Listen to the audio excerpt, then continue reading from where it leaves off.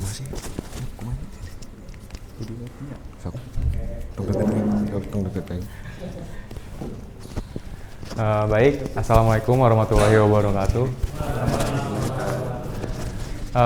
Sebelumnya kami ucapkan terima kasih kepada rekan-rekan dan rekan sekalian telah memberikan kami kesempatan pada pagi hari kali ini dalam mempresentasikan rumusan proposal yang telah kami buat sebelumnya yang berjudul pengembangan modul rekrutmen pada aplikasi Door HRMIS pada PT Neuronworks Indonesia dengan pendekatan arsitektur mikro front end. Sebelum kami masuk ke materi presentasi, izinkan kami memperkenalkan diri terlebih dahulu.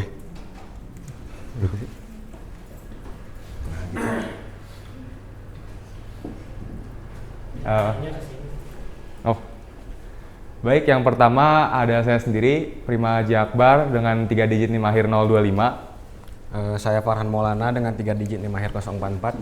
Saya Muhammad Aditya Pradana Ilhami dengan 3 digit NIM terakhir 086. Oke, ini merupakan beberapa overview pemaparannya. Yang pertama ada pendahuluan, kemudian tinjauan pustaka, metode pengembangan, dan juga jadwal pelaksanaan, dan juga rancangan anggaran biaya. Masuk pendahuluan, sebelumnya introduction terlebih dahulu terkait aplikasi yang akan kami kembangkan sebagai topik tugas akhir, yang mana mitra kami yaitu PT Neuronworks yang bergerak di bidang IT mempunyai sebuah produk unggulan bernama Do Organize and Optimize Resource atau disingkat juga DOR, yang mana itu sebuah HRMIS atau Human Resource Management Information System, yang mana merupakan solusi digital terpadu untuk mengelola seluruh proses HR. Nah, sebelumnya aplikasi ini juga sudah berjalan dengan skala penuh. Nah, di sini juga terdapat beberapa permasalahan utama, setidaknya ada 4 permasalahan. Untuk yang pertama yaitu Door existing ini, yang pertama masih berarsitektur monolitik, yang mana seluruh fitur ini berada dalam satu code base utama gitu ya, yang mana dalam suatu kasus misalnya pada lonjakan beban pada satu modul tertentu menyebabkan degradasi performa. Yang berikutnya di sini ada inefisiensi operasional, yang mana dalam salah satu modul, yang mana modul recruitment, pada proses pemindahan data pelamar yang lolos ke data karyawan, ini tuh masih manual gitu dan juga rawan human error. Yang berikutnya feedback CSAT atau Customer Satisfaction Score yang menurun, yang mana dalam hasil kuesionernya menyatakan bahwa banyak komplain gitu ya dari user terkait pengalaman dari UI UX Door existing. Dan yang terakhir di sini adalah dari tren UI UX-nya yang sudah berubah, didapatkan dari hasil riset internal dari perbandingan kompetitor utama yaitu Sunfish dan juga Talenta, yang menunjukkan bahwa standar UI UX Door telah tertinggal dan juga perlu diadaptasi. Nah, solusi yang bisa diberikan dari permasalahan tersebut di sini yang pertama yang tentunya adalah architectural refactoring atau juga migrasi dari arsitektur monolitik ke micro front end. Yang berikutnya dari optimasi dari segi proses bisnis, khususnya dalam konteks modul recruitment, yaitu dengan penambahan fitur candidate to employee fitur.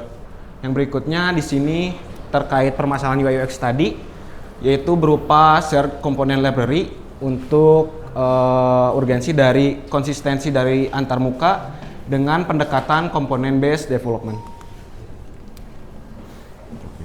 Baik, selanjutnya masuk ke dalam rumusan masalah. Di sini ada 4. Yang pertama itu bagaimana arsitektur micro front end yang sesuai untuk kebutuhan aplikasi Door, khususnya pada modul yang akan kita kembangkan yaitu modul recruitment. Yang kedua juga bagaimana penerapan arsitektur micro front end ini dapat meningkatkan performa dan juga stabilitas, terutama pada periode beban kerja tinggi yaitu pada saat absen ataupun dalam generate payroll. Lalu yang ketiga, bagaimana integrasi modular dapat mengeliminasi aktivitas manual, khususnya pada proses pemindahan data kandidat ke employee, karena sebelumnya sudah dijelaskan masih ada beberapa flow atau alur yang masih menggunakan sistem manual. Lalu yang keempat itu bagaimana meningkatkan pengalaman UI UX agar navigasi modul rekrutmen itu menjadi lebih intuitif dan juga meningkatkan CSAT yang tadi Customer Satisfaction Score yang sebelumnya mengalami penurunan.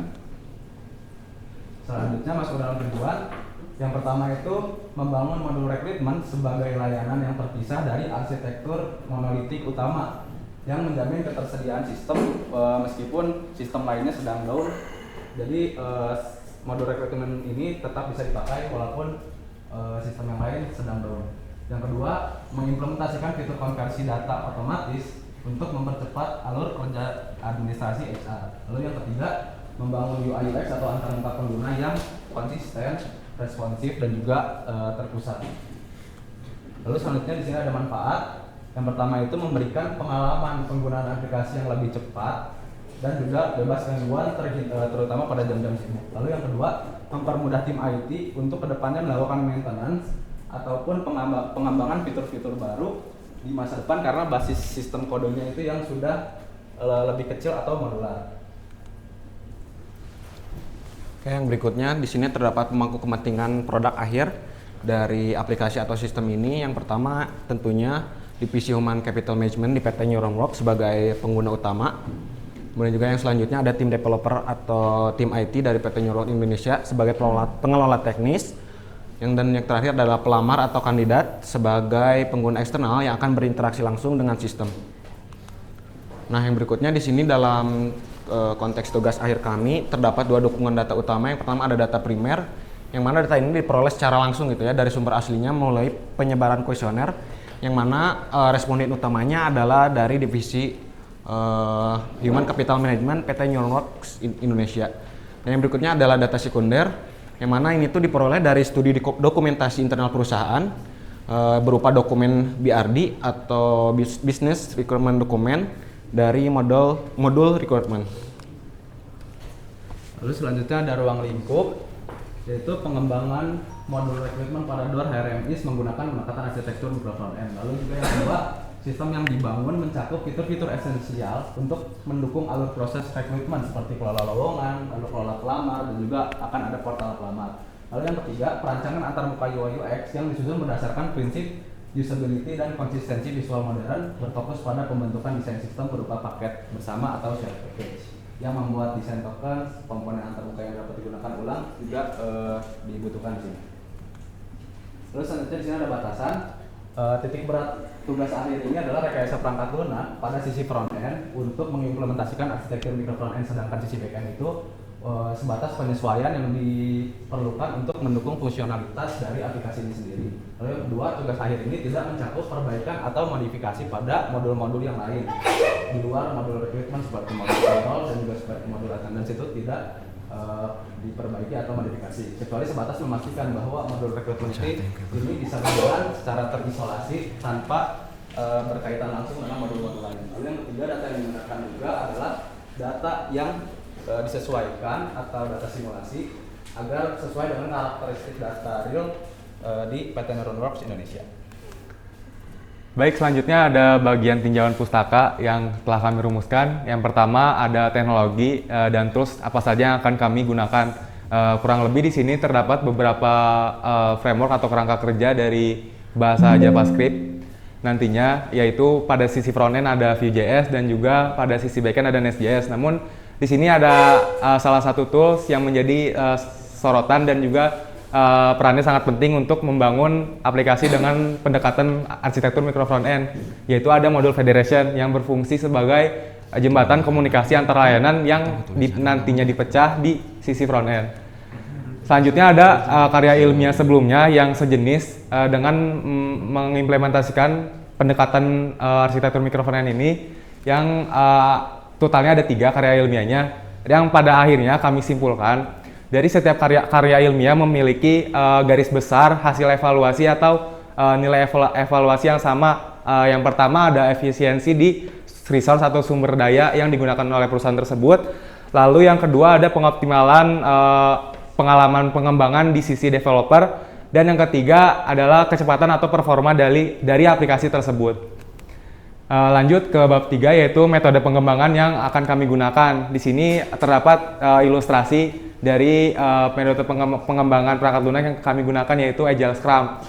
Agile sendiri merupakan sebuah manifesto yang mengutamakan kecepatan, fleksibilitas, dan juga adaptasi selama pengembangan perangkat lunak berjalan. Dan Scrum juga merupakan salah satu kerangka kerjanya, yang dimana pada Scrum sendiri terdapat beberapa aturan main yang kami simpulkan menjadi 4 komponen. Yang pertama ada prinsip, yang dimana pada Scrum sendiri terdapat prinsip transparansi, di mana semua role yang ada di sini, PO, Scrum Master, dan Development Team mengetahui apa yang sedang dikerjakan, yang akan dikerjakan, dan telah dikerjakan. Dan juga ada inspeksi dan adaptasi, yang dimana pada setiap prosesnya Scrum memiliki artifak di beberapa proses. Yang pertama ada produk backlog yang disusun di awal, yaitu list seluruh fitur yang akan dikembangkan. Lalu ada sprint backlog, yaitu fitur-fitur khusus yang dikembangkan pada sprint tertentu, dan ada increment atau fitur yang sudah bisa berjalan di akhir setiap sprint. Lalu di sini juga ada beberapa proses di dalam sprint yang telah kami tentukan. Yang pertama ada planning, perancangan, implementasi, lalu integrasi dan testing, dan juga evaluasi. Mungkin lebih jelasnya bisa dibahas di sesi diskusi. Di sini ada jadwal pelaksanaan. Baik, kami kembalikan ke dosen dan rekan-rekan sekalian. Baris. Saya tertarik di ini aja. Teknologi atau literatur tadi? Coba mundur aja. Literatur. Nah, kayak ini waktu bahas ini judulnya apa di belakang? Pengembangan bakat mungkin juga bisa. Bisa di pustaka kan? Betul. Ya. Nah, di pustaka kok yang keluar teknologi?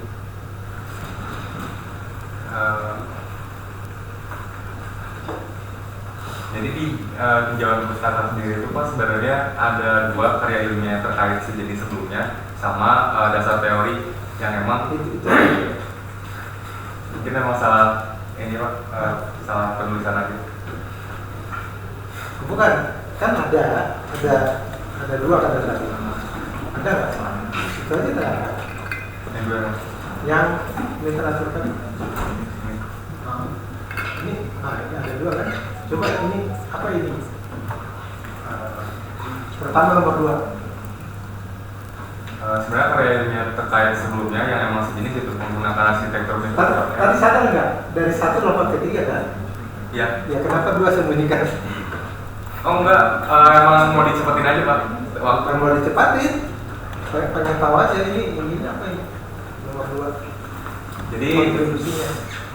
tadi kan dari total dari 3 karya ilmiah sejenis itu saya simpulin gitu. Kalau misalnya emang dari ketiga karya ilmiah ini punya beberapa hasil evaluasi yang hampir mirip. Apa itu?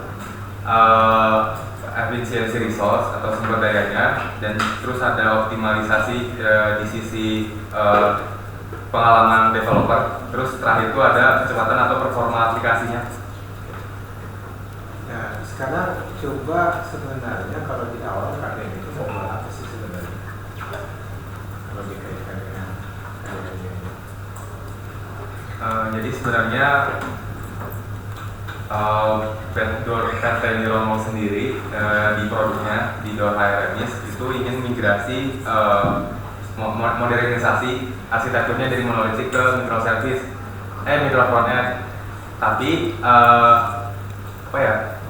ingin meningkatkan juga performanya dengan, kan kalau misalnya micro frontend itu pengembangannya bisa dipecah gitu setiap modulnya ke beberapa tim. Oke, jadi karena ya intinya karya itu sebenarnya nggak bisa membedakan migrasi dengan masalah IT. Jadi sebenarnya kalau mengikuti apa yang dipresentasikan, frontendnya udah nggak disukai gitu aja kan? Bukan sekedar itu aja Pak, jadi dari migrasinya ada yang melatar belakangi hal tersebut gitu. Kenapa adanya migrasi ini? Karena emang dari pengalaman penggunaan gratis sudah tidak baik gitu, banyak keluhan yang datang. Iya. Pokoknya yang existing nggak disukai. Ya. Lalu kalian jawab dengan migrasi gitu kan? Nah, lalu kemudian di belakang itu kalian memperkenalkan isu-isu lainnya, yaitu masalah sendiri tidak ditunjukkan hubungannya dengan migrasi ini apa? Nggak sadar. Itulah sebenarnya yang kalian presentasikan sama terkait sama karya ilmiah sejenis gitu yang Iya, termasuk karya ilmiah sejenis. Nggak ada ininya cara terbangnya. Tapi emang pada karya ilmiah sejenisnya gitu kalau misalnya emang dibaca secara penuh, itu tuh masalahnya kan dari hal yang sama, hampir sama gitu. Ingin kan karena di latar belakang karena modernisasi ini di latar belakangnya oleh banyaknya keluhan dan juga Ini aja udah biar simpel ya. Mungkin yang lebih familiar kalian itu gini. Kalau ada rumah lama, ya membangun rumah itu sama, pokoknya orang teknik sipil gitu ya. Lalu dia nggak suka. Kedua mungkin ada yang tidak sesuai sama dengan Tuhan gitu ya. Lalu dibangun ulang, lebih rapi, lebih tinggi. Enggak menerapkan ilmu baru, enggak, tetap masih ilmu lama. Dan orang yang mengerjakan pun enggak istilahnya ya, enggak bilang bahwa oh ini ada temuan baru saya, enggak. Ilmunya tetap ilmu lama, tapi dibangun ulang, selesai. Kan di TA nggak boleh kayak gitu.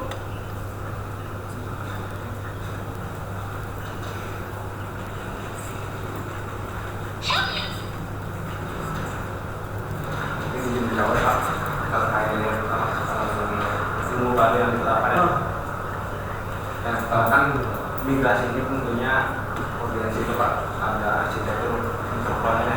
Nah tentunya pasti beda gitu dari segi proses development. Sama waktu tadi bikin pintu kecil pakai kayu, yang baru pakai pintu dari besi, terus bisa pakai itu jarang kan itu yang mekanik yang di atas itu. Jadi nggak ngebanting lagi. Tapi itu semua udah ada, ilmu lama semua gitu loh. Tapi di gedung baru ini baru. PA nggak boleh gitu. Jadi intinya ada metode baru dengan terobosan terbaru. Ya kita menyebutnya ada kontribusi yang sebelumnya yang akan dia tawarkan. Ibaratnya kalian memperbaiki, misalkan kalau yang pakai bahasa simpelnya, memperbaiki algoritma jadi lebih cepat, memodifikasi apa? Ya rumus. kalau bisa kayak dari segi teknis page reload-nya gitu Pak, itu termasuk juga Jadi bukan page reload-nya yang di expose etis gitu ya, tapi bagaimana itu digunakan. Mungkin ada pre-processing kayak yang tadi, yang itu dia tidak terasa nggak yang barusan prompting biasa gitu ya. Nah mungkin 10 langkah baru selesai.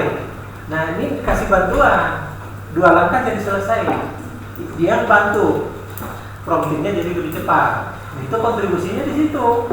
Akhirnya apa? Token yang betul-betul dieksekusi oleh perangkat yang minta tolong itu jadi minimal. Tapi kalau misalnya dari arsitektur microfrontend sendiri kan bisa ngebantu developer buat pengalamannya sendiri pas waktu ngedeploy aplikasinya secara independen gitu kan. Kalau misalnya ngedeploy aplikasi yang arsitekturnya monolitik itu butuh lebih waktu lebih lama, jauh lebih lama. Waktu dia lebih lama atau lebih cepat itulah yang kalian expose, apa yang dilakukannya itu yang jadi poinnya. Apa itu? Itu yang dilakukan. Tadinya rutenya begini jadi begini, ternyata kalau begini lebih cepat. Penyebabnya apa? Katakanlah itu tuh di sisi maintainability-nya gitu Pak. Seberapa mudah si aplikasi tersebut di maintenance? Ya terserah. Tapi itu kalau memang jadi maintenance yang lebih mudah, jadi lebih mudah sebagai kontribusinya, itulah yang diangkat. Dan bagaimana membuktikan kalau dengan cara itu maintenance-nya lebih mudah? Parameternya apa? Ngukurnya gimana? Itu. Nah, itu juga jadi salah satu pertimbangan Kak. Nggak ada yang kalian bicarakan. Nah, itu tuh di karya ilmiah kalau misalnya dibaca secara detail, apalagi yang karya ilmiah pertama itu maintainability di aplikasi tersebut tuh diukur pakai salah satu tools SonarQube yang emang ngasilin nilai skor yang jauh lebih signifikan atau lebih tinggi gitu. Jadi aplikasi monolitik sebelumnya. Ya bilanglah bahwa ini yang disebut dengan SonarQube ini adalah satu alat ukur yang bisa menguji efisiensi pemeliharaan, dan ini akan diterapkan untuk menguji apakah arsitektur yang kami tawarkan telah berhasil, gitu kan? Makanya ini kontribusinya apa kan kami mau. Nah terus juga ini, coba balik lagi ke yang tadi coba di challenge itu. Ini kan kalian nggak apa namanya? Ya ini nggak sebenarnya nggak di istilahnya ya, nggak dielaborasi. Katakanlah yang misalkan tadi ini yang paling kita ngomong ya keluhannya karena seperti ini lah enak dan sebagainya. Dan kalau dikaitkan ini ke catchingnya itu terasa ya, karena videonya kan mengharapkan micro front end, gitu ya. Nyambung kan ke ini, ke tren UI UX berubah, itu kan ya. Tapi itu sebenarnya kan dia nggak ngomongin apa-apa sebenarnya. Apa ininya gitu ya? Apa ya, kalau udah diubah, apakah itu kalian menemukan telah memberikan kontribusi atau enggak? Jadi kalau hanya membangun ulang itu kategori problem solving. Nah, problem solving bisa jadi tidak menerapkan teori dan apa itu istilahnya, kompleksitas yang relevan sesuai dengan PA.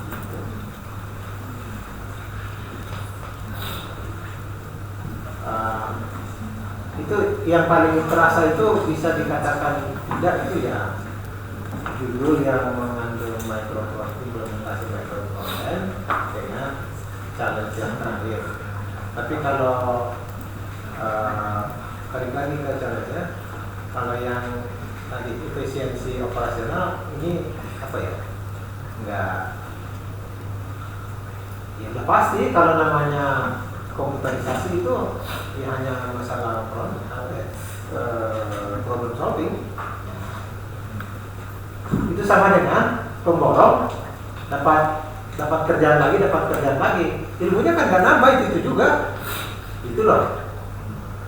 Kalau yang efisiensi operasional, ya, yang feedback itu dengan ini sama. Itu isu yang sama, itu harusnya satu aja udah. Nah, lalu kemudian arsitektur monolitik itu ya apa ya?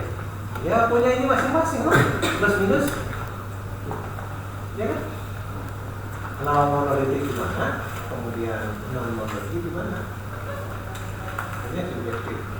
Jadi yang kata lain, ya kalian bisa menunjukkan kontribusi kalian di daerah ini apa? Pendapat saya masih kurang. Ya. Nah, namun di sisi lain kalau kita kembali ke produk, mungkin ada satu peluang baru, ya. Apa istilahnya? Produknya kan dipakai, evaluasinya pasti sudah ada. Nah, ada nggak evaluasi itu yang berkaitan dengan yang berhubungan dengan apa istilahnya? Kualitas lah, kualitas fungsional sama non fungsional. Supportability itu dilihat dari dua sisi itu. Kalian improve itulah kontribusi TA-nya, karena sudah ada ininya kan, sudah ada existingnya, ya. Jadi kalian modifikasi sehingga performanya lebih baik. Itu bisa jadi TA. Berarti mungkin nanti ada itu apa yang didapat setelah kami migrasi gitu Pak, dari segi performance-nya, lalu tadi apa? Itu yang di-expose. apa yang menjadi lebih baik setelah migrasi yang tadi ya, performa secara fungsional. Misalkan dari sisi apa sih salah satu ininya, role-nya? Door apa tadi? Apa? Ngapain salah satu? Salah satu rumah tadi divisi aja ya, Hah? divisi aja. Ya ngapain? Itu jadi memanage. Role atau ngapain sama kan? Gimana zaman? Intinya Mengenai sini alur proses dari administratif suatu karyawan atau pelamar gitu. Itu bukan algoritma itu. Bunyikan yang ada algoritmanya. Memanage apa memanage? Belum selesai. Ada algoritmanya. Yang ada output. Ayo. Output itu apa yang dieksekusi sehingga output itu ada? Hah? Kurut untuk apa yang menghasilkan apa? paling dari si pelamar itu kan di dalam portal pelamar nanti dia akan memasukkan semua dokumen-dokumen sesuai dengan apa namanya timeline-nya. Jadi pertama butuh dokumen apa, kalau butuh dokumen apa. Oke, itu diinputkan. Oke, si door something ini ngapain? Ada itu. Apabila dari proses pertama dari HCM mungkin sudah dialokasikan, oh dia cocok untuk masuk untuk interview di bagian mana misalnya. Oke, kok bisa? Pakai apa? Modul lain Pak. Nah itu modul lain itu lah omongin, ternyata kalau yang lama suka nyasar, diperbaiki sama saya, presisi ngelamar jadi office boy, ditempatkan ngelamar jadi posisi direktur. Yang lama diperbaiki sama saya, langsung ditolak. Algoritmanya lebih bagus setelah kalian perbaiki gitu kan. Nah itu kontribusinya. Jadi ada sesuatu yang tadi menjadi lebih baik. Jadi intinya permasalahan yang spesifik gitu ya Pak terkait. Ya nggak tahu itu pakai bahasa spesifik atau enggak. Intinya kalau PH nggak boleh mengerjakan tanpa memberikan pengetahuan baru untuk konteks itu. Pengetahuan baru itu seperti tadi, yang lama suka nyasar-nyasar dengan membaca tadi yang dimasukkan oleh para pelamar, dia tidak jelas menentukan di posisi apa, setelah diolah ada yang tidak sesuai, ya karena itu diukur dengan evaluasi akan yang terjadi menjadi lebih baik. Jadi yang diangkat adalah tadi memperbaiki algoritma pengalokasian sesuai dengan lamaran. Itu judulnya pun boleh itu.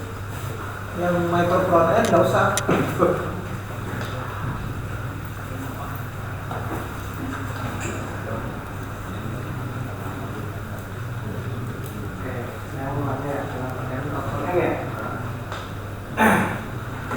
Microstructure tahu nggak apa itu? Arsitektur microservice.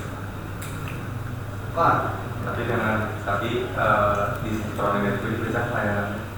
microservice itu di backend. Ya maksudnya dengan tambahan gitu. Kalau misalnya layanan di sisi frontend itu diberikan. Jadi bedakan antara microservice dengan microfrontend itu berbeda. Microservice itu masalah terkait mengetik backend. Microfrontend itu masalah ini mengetik frontend. Ya, misalnya. Kemudian karakteristik disebut sebagai microfrontend tahu nggak?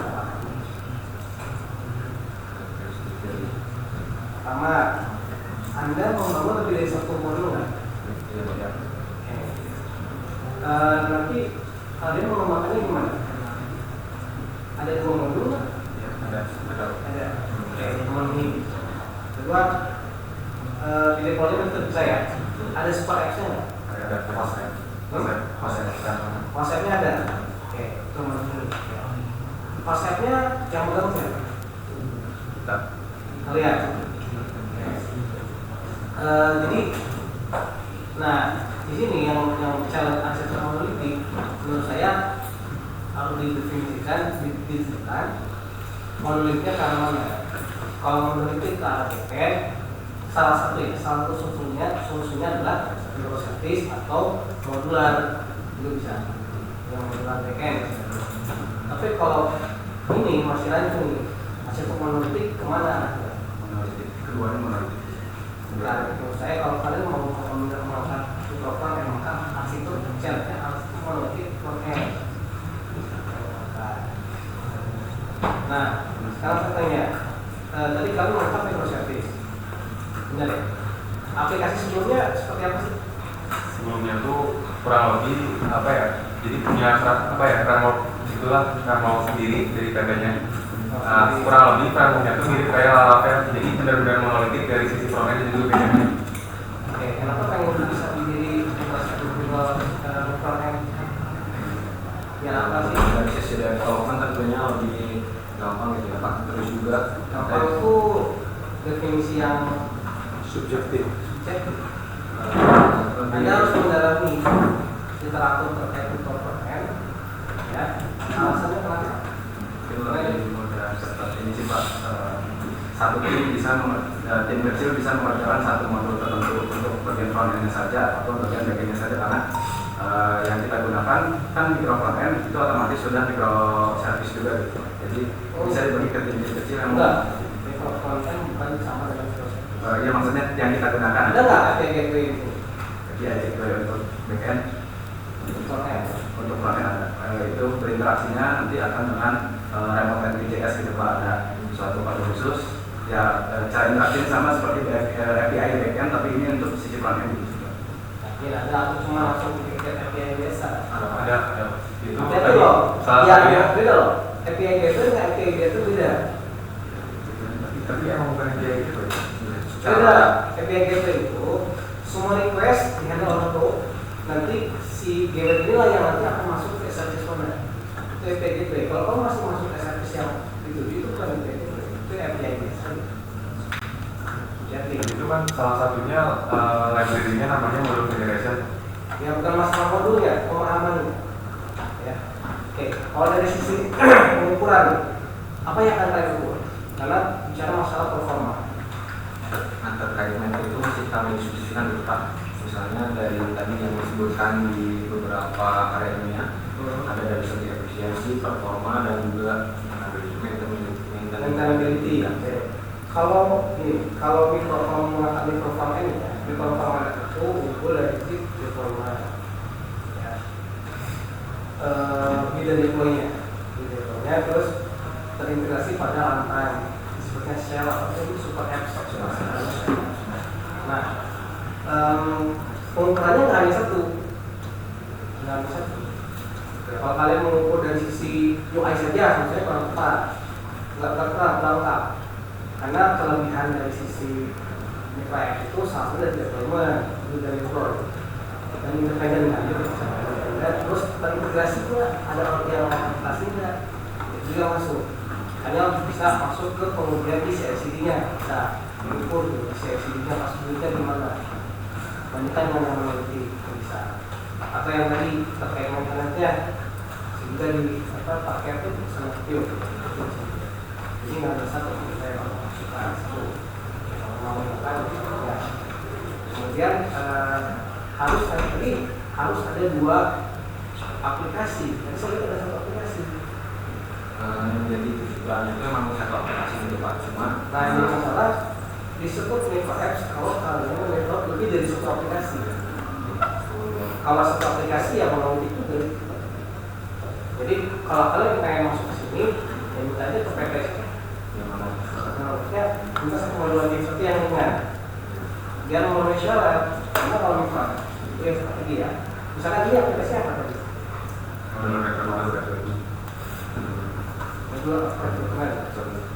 Nanti rencananya buka ini Mas? Bikin satu aplikasi. sama satu yang lain itu mungkin Android ya. Yang Jadi kalau gini, secara konsep ini apps itu lebih dari 1-2 minimal bisa disebut micro apps. Terus ada satu super apps-nya, ya itu bisa disebut micro apps. Kalau cuma satu ya monolith itu masih sama aja seperti monolithic micro atau monolithic front end disebutnya. Jadi pahami dulu konsepnya. Boleh kalau misalkan mau ke arah sini karena dari perusahaan ya, tapi kalau perbaiki beberapa perilaku ya terkait ini. Kalau misalkan mau seperti mikrofon F, berarti 2 aplikasi dong kalau bisa. Ini aplikasinya ya aplikasi, 2 aplikasi ya. Nanti terintegrasi dengan super apps-nya, shell-nya. Jadi satu shell yang utama, ada 2 mikrofon M. Nanti kalau bikin arsitekturnya itu arsitektur super app berarti keseluruhan. Ada super app, ada 2 mikrofon M. Itu memenuhi terus.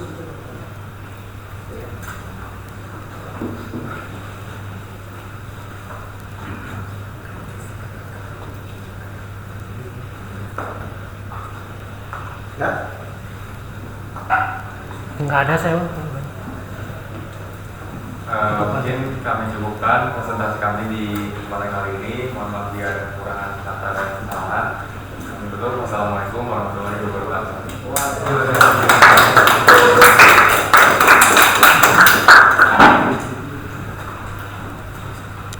Bacanya Donald Miss.